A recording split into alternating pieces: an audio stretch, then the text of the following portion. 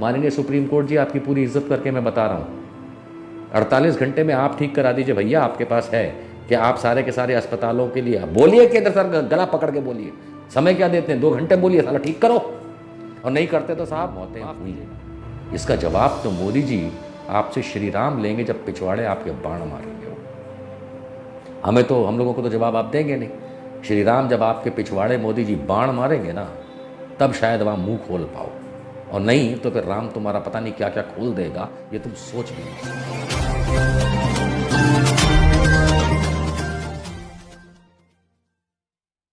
कसमें वादे निभाएंगे हम, जन्म जन्म मिलते रहेंगे हम, क्योंकि इस कोरोना काल में लाचार हो गए अस्पताल। और कोरोना वॉरियर्स में खास करके डॉक्टरों, नर्सों, इनके साथ एक बहुत बड़ा धोखा हुआ है दोस्तों, असहनीय धोखा।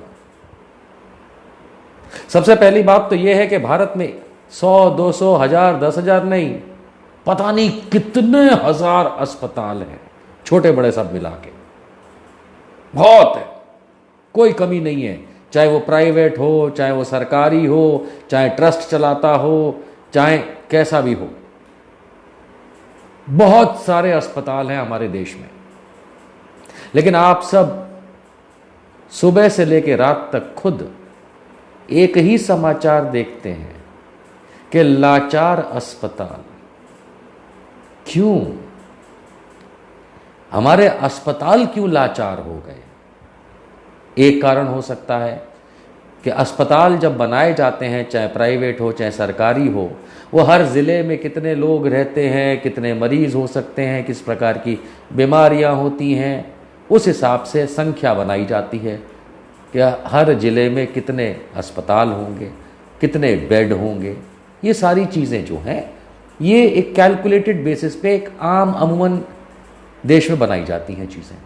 लेकिन जब कभी भी आपदा आती है, किसी भी प्रकार की आती है, चाहे वो अपने पड़ोसी मुल्क के साथ लड़ाई की वजह से हो, चाहे टेररिज्म की वजह से हो, चाहे महामारी के चलते हो, चाहे वैश्विक महामारी के चलते हो, चाहे जैसे 2004 में सुनामी आई थी उसके चलते हो, भूकंप के चलते हो, किसी भी कारण से जब एक बड़ी आपदा आती है तो उसको केटर करने के लिए वॉर फुटिंग यानी लड़ाई की तर्ज पे उससे निपटने के लिए अस्पतालों और बाकी सेवाओं की आपूर्ति की जाती है।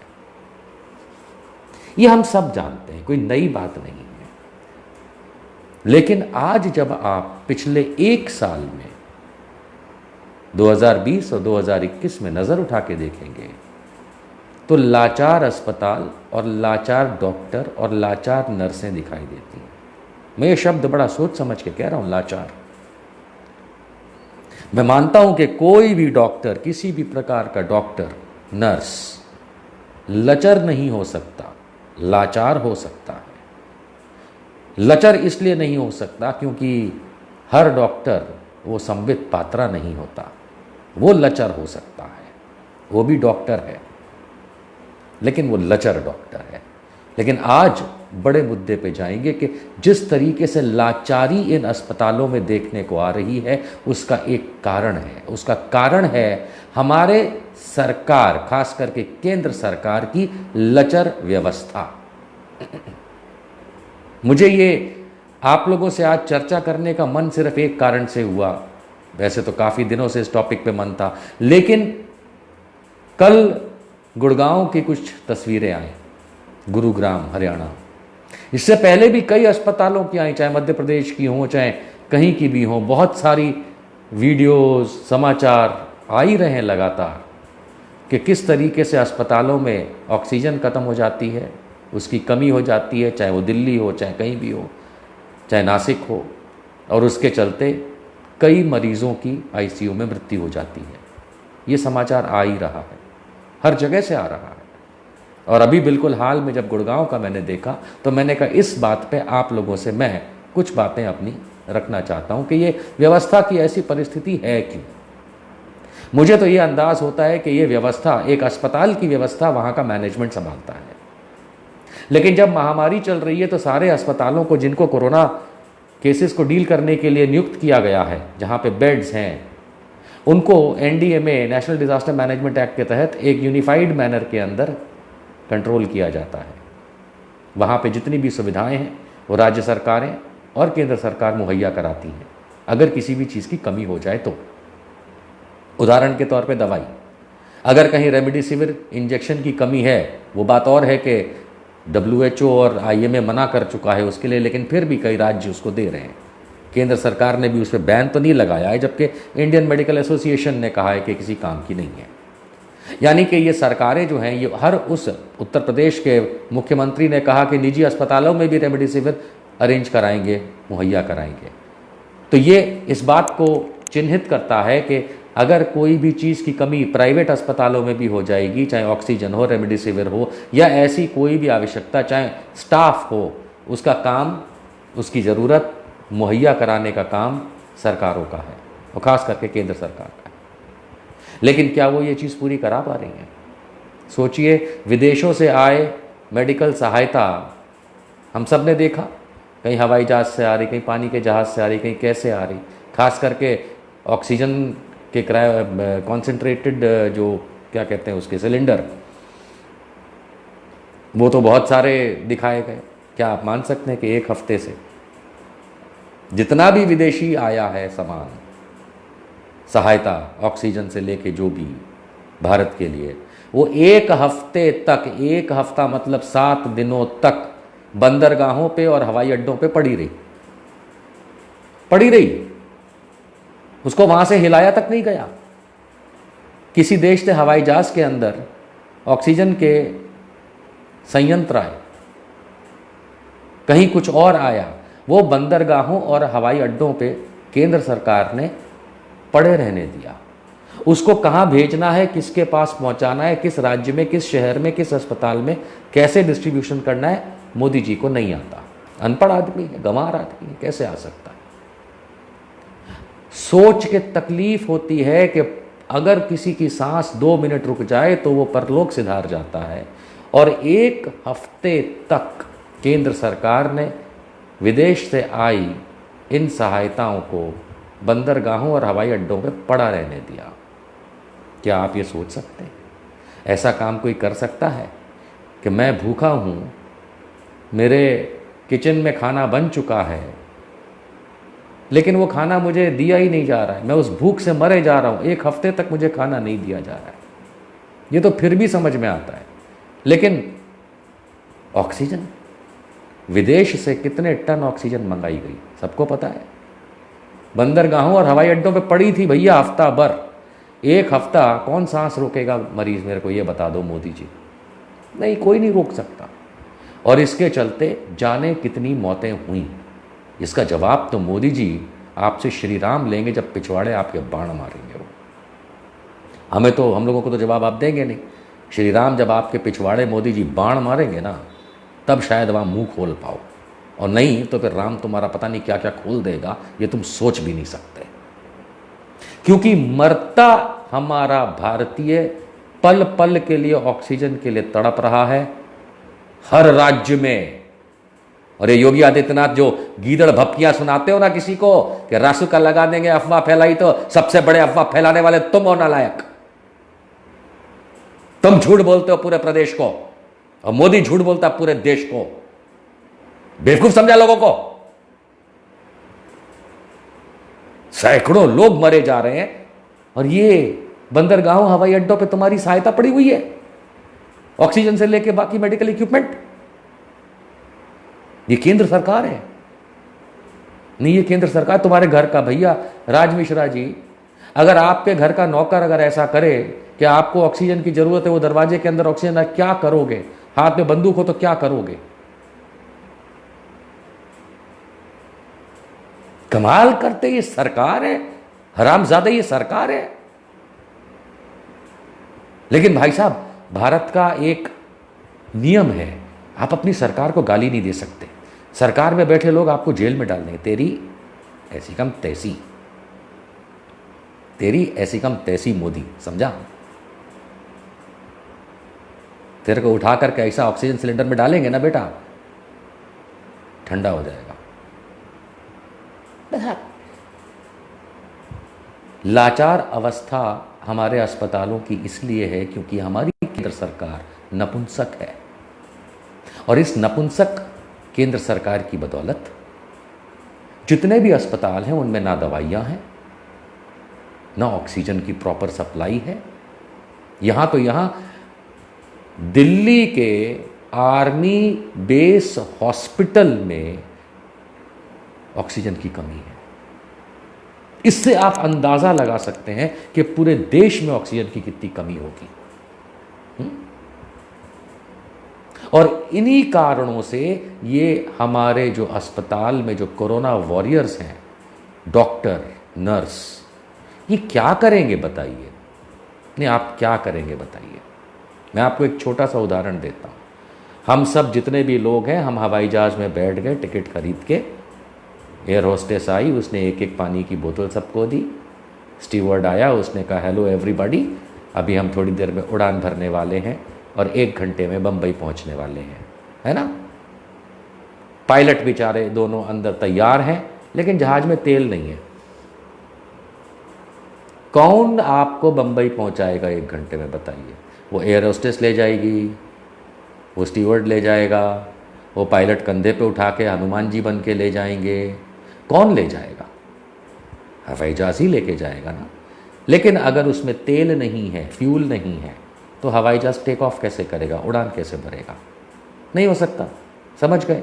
तो इन अस्पतालों में डॉक्टर और नर्स करेंगे क्या जब उनके पास वो सुविधाएं नहीं हैं जिसके बदौलत वो आईसीयू में या अन्यथा आप लोगों को बचा सकें?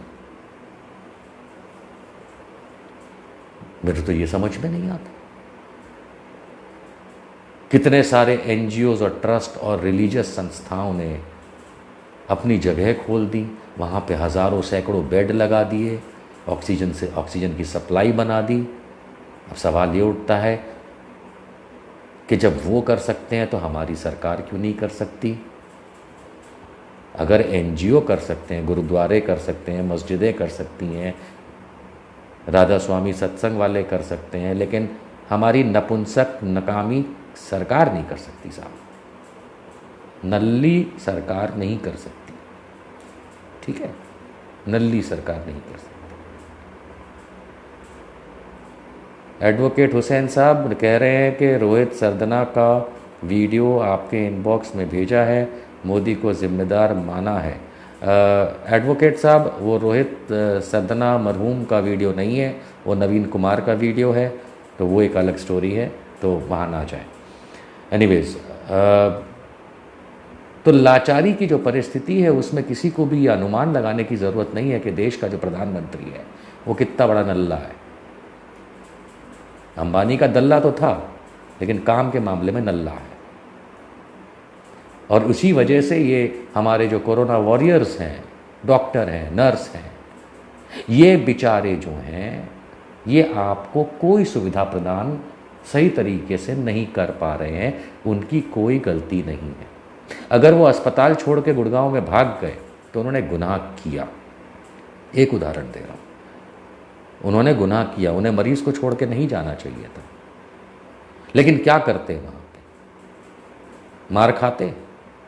मेरे ख्याल से मैंने तो कई सारे वीडियोस देखे हैं, चाहे उत्तर प्रदेश के हों, बिहार के हों, चाहे बंगाल के हों, चाहे महाराष्ट्र के हों, मध्य प्रदेश के हों, चाहे कहीं के भी हों, कर्नाटका के हों, दिल्ली के हों, जिसमें अस्पतालों में कहा जा रहा है कि ऑक्सीजन नहीं है, अनाउंसमेंट किया जा रहा है कि ऑक्सीजन नहीं है, और वहाँ के मुख्यमंत्री लगा के बैठे हैं बंदूक सर पे कि नहीं, तुमने ऐसा कुछ बोला तो हम तुमको भून देंगे कानूनन। अरे, तुम अपनी गलती छुपाने के लिए, मुख्यमंत्रियों और प्रधानमंत्रियों और मंत्रियों, तुम अपनी गलती छुपाने के लिए लोगों को जेल में डालोगे? तुमको नहीं, सलाखों में डाल देना चाहिए पीछे। चुन के आयो का मतलब ये थोड़ी ना है कि हमारे बाप बन गए हो।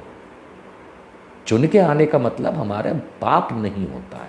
चुन के आने का मतलब होता है कि लोगों की सेवा करने के लिए आपको मौका दिया गया, उसके बजाय आप लोगों को मारने के लिए करते हैं काम। सुविधाएं आप पूरी कर नहीं पाते हैं और सच बताने वाले को जेल में डालते हैं। ये कौन सा रावण राज्य है? डॉक्टर और नर्स बेचारे क्या करेंगे? नहीं, मुझे कोई बताए क्या करेंगे?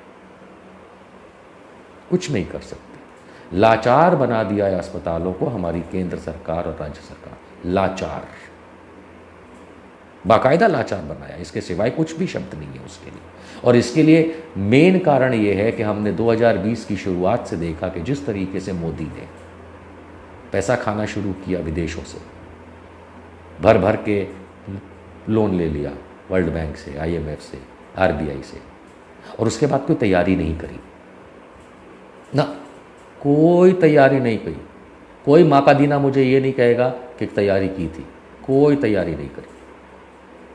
अगर कोई भक्त संगी माँ का दीना मुझसे ये कहता है कि मोदी जी ने तैयारी करी थी, तो अंधभक्त तू दो चांटे खाएगा, क्योंकि मोदी ने कोई तैयारी नहीं की थी। विदेशों से और RBI से लिया पैसा, आप लोगों से लिया PM केयर्स में पैसा, GST से लिया हुआ सारा पैसा ये खा गया और गोबर हग गया। इसने कुछ नहीं किया। अब ये कहता है कि हम तैयारियां करेंगे, और ये मुख्यमंत्री वगैरह सब ऐसे ही बोलते हैं। ये अब बोलते हैं कि हम तैयारी कर रहे हैं, हम, हाँ भैया, वो दिल्ली के अंदर कितने ऑक्सीजन प्लांट शुरू होने वाले थे, कोई बता सकता है? केजरीवाल का कोई यहाँ पे है? अगर कोई केजरीवाल पसंद चपड़गंजू है यहाँ पे, तो मुझे बता दो, दिल्ली में 400 प्लांट जो शुरू होने वाले थे ऑक्सीजन के, उसमें से 4 भी शुरू हुए कि नहीं हुए? कोई योगी आदित्यनाथ पसंद यहाँ पे दूसरा कोई बिना बालों वाला टकला हो तो जरा मेरे को बताओ, उत्तर प्रदेश में इतने सारे जो ऑक्सीजन प्लांट चलाने थे शुरू हुए? आज 6 मई हो चुकी है। साला चुन के आ गए, बाप बन गए, पुलिस उनकी नौकरी करने लगती है, पुलिस हम लोगों को परेशान करती है, कोर्ट मुंह नहीं खोलते हैं उनके सामने ज्यादा, वरना उठा उठा के पटक दे इन लोगों को।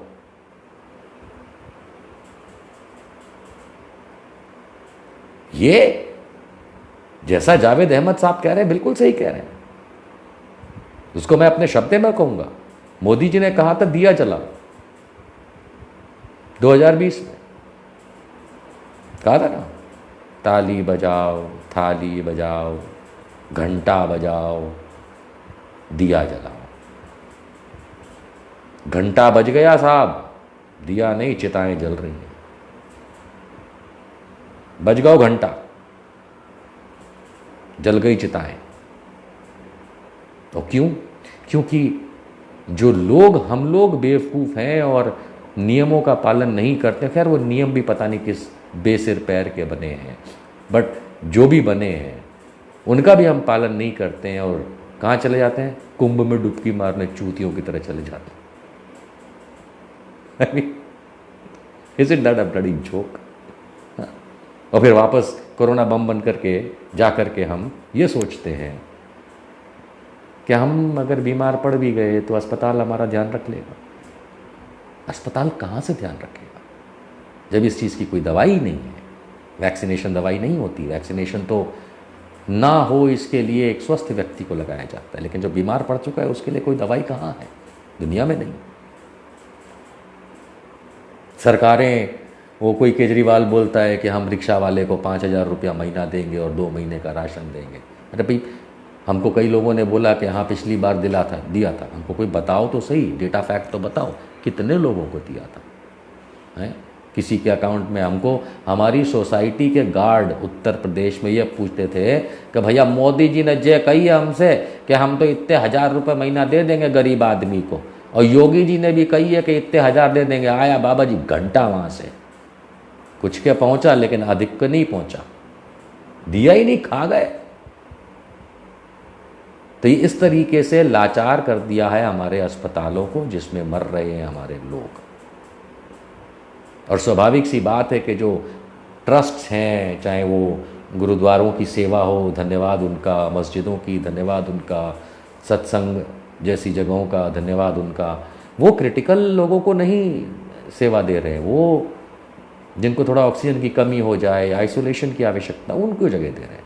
आइसोलेशन भी मैंने आपको बताया था कि जैसे कुछ छोटे छोटे घरों में कई सारे लोग रहते हैं, तो उनमें अगर कोई हो जाता है कोरोना प्लस तो उसको वहाँ ले जाते हैं। तो इस तरीके से वो आइसोलेट कर देते हैं वहाँ पे, हल्का ऑक्सीजन का नीचे आ जाता है तो वो ऑक्सीजन सेवा दे देते हैं, साला क्या करेंगे वो।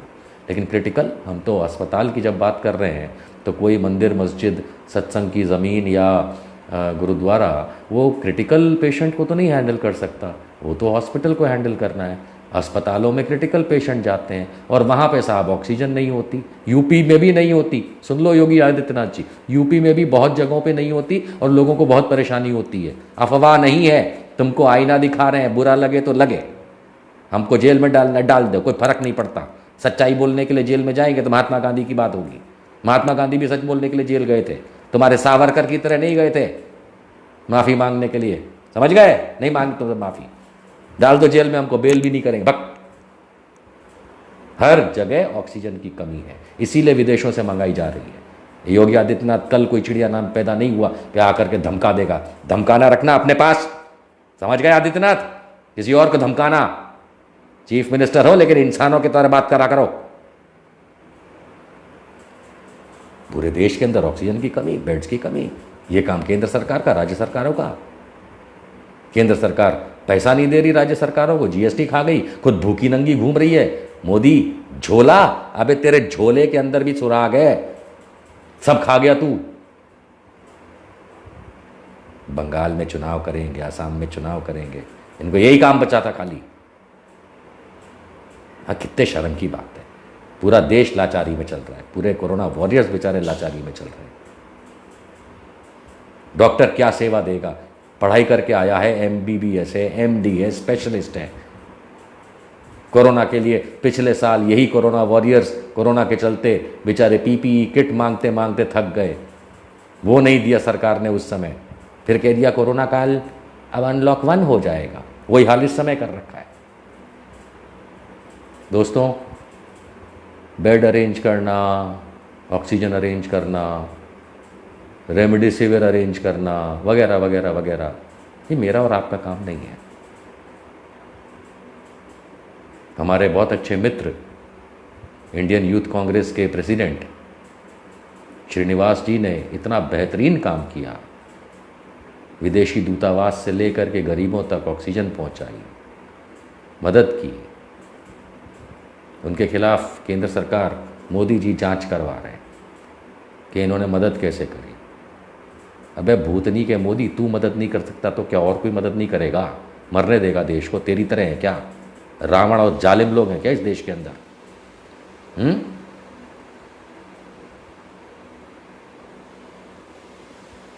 जिसके जहां जहां ऑक्सीजन की कमी है ब्लैक में बिक रहा है।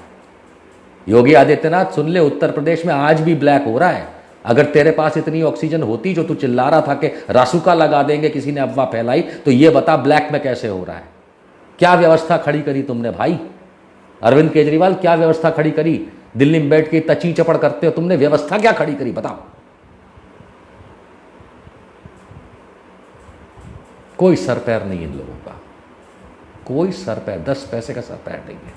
ये सब लालची लोग हैं, लालची पॉलिटिशियन, सत्ता की भूख, बस इतना ही इन लोगों को आता है। सो आई वुड सजेस्ट कि हम लोगों को, मैं ये नहीं कह रहा कि पैसा या अदरवाइज़ कोई हम डॉक्टरों की मदद कर सकते हैं, अस्पतालों की, हम नहीं कर सकते, हम लोग आम लोग हैं। लेकिन अगर जल्द से जल्द ये सरकारें इन चीज़ों को ठीक नहीं करती है तो मेरे ख्याल से फिर सुप्रीम कोर्ट जी माफ़ करिएगा, हम लोग जा रहे हैं केंद्र सरकार को फोड़ने के लिए। हो गया। कौन संभालेगा? आर्मी संभाल लेगी हमारी भैया देश को, नहीं संभाल लेगी आर्मी। आर्मी अब बहुत अच्छा काम कर सकती है। जनरल बिपिन रावत जैसे चूतिए नहीं चाहिए हमको, उसको तो लात मार के सीडीएस को भगा देंगे। लेकिन जो हमारे आर्मी के चीफ़ हैं, एयरफोर्स चीफ़ हैं, नेवी के चीफ़ हैं, वो लोग संभाल लेंगे, ठीक है। हाँ, याद रखिएगा, ये जनरल रिटायर्ड जो रावत है ना, इसका कोई फ़ौज से संबंध नहीं है। ये अपना ऐसा वाला वर्दी पहनता है ना, इसका भी उसका अधिकार नहीं है। ये ज़बरदस्ती आप लोगों को झूठ बनाने के लिए, तो इसको तो लात मार देंगे। माननीय सुप्रीम कोर्ट जी, आपकी पूरी इज्जत करके मैं बता रहा हूँ, 48 घंटे में आप ठीक करा दीजिए भैया। आपके पास है कि आप सारे के सारे अस्पतालों के लिए बोलिए, केंद्र सरकार गला पकड़ के बोलिए। समय क्या देते हैं? 2 घंटे बोलिए, साला ठीक करो। और नहीं करते तो साहब माफ़ कीजिएगा, हम लोग इस सरकार को फोड़ देंगे। और इसके लिए जिसको हमें जेल में डालना डाल दे, गोली मारना मार दे, वैसे ही मर रहे। मरता क्या ना करता। इस देश को ये लोग अगर ऐसे ही मार देंगे लाचारी मिला करके, तो फिर देश पहले इनको मारेगा। बोलना नहीं कि ये गलत है। अपना चैनल, आपका चैनल, समाज का चैनल, देश का चैनल एनबी न्यूज 24/7 को आप लाइक करें, सब्सक्राइब करें और ज्यादा से ज्यादा इसकी वीडियो को शेयर करें, ताकि हर खबर को मैं आप तक आसानी से